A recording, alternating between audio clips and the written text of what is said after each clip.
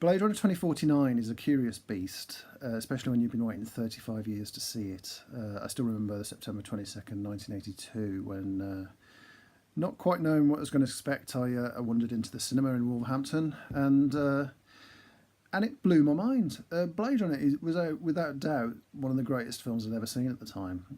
So when you spend more than 3 decades waiting for the sequel, you kind of expect it to be a little bit something amazing.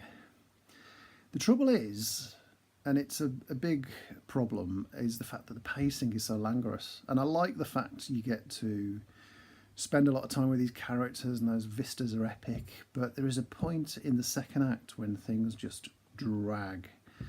Now, I don't think that's a bad thing in some ways. I mean, obviously we're so used to films that cut so fast it's ridiculous. Yes, I'm looking at you, Michael Bay.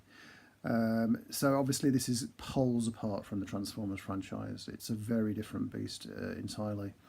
It does obviously owe a lot to old detective films, which is quite rightly so, as it is a detective thriller. And the great thing is, you are left to come up with your own interpretation of what's going on, which is very, very important, because I think the joy of the original was wondering, is Deckard a replicant, isn't he? I'm not going to reveal anything about who and who isn't a replicant in this film, because I'll leave that up to you. Again, there are interpretations aplenty for fans of the franchise. Yes, it is a franchise now, because obviously we're into the realms of sequels, and hopefully we'll get another one without having to wait 35 years for the privilege.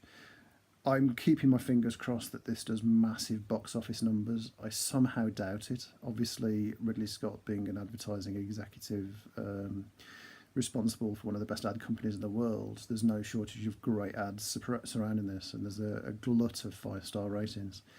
The performances are fantastic. I don't think there's a single weak link in the acting chain. The script, again by Hampton Fancher, who co-wrote the original, is pretty terrific. Hans Zimmer's score, pretty darn good, especially as it is in the huge shadow of Vangelis' masterpiece of an original. Not quite sure why they didn't get Vangelis back. Maybe he thought he couldn't top perfection, so perhaps wisely stayed away.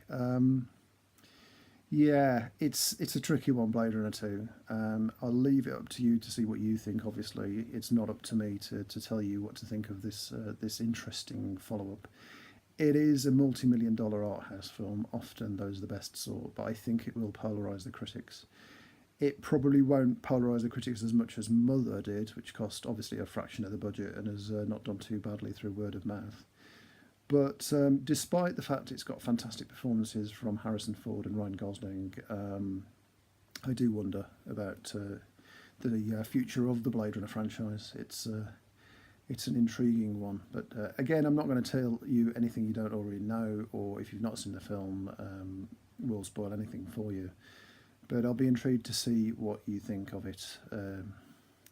Drop us a line on dodger9uk@yahoo.co.uk, or leave a message on my WordPress blog. That's crowsfeet.wordpress.com. And thanks for watching.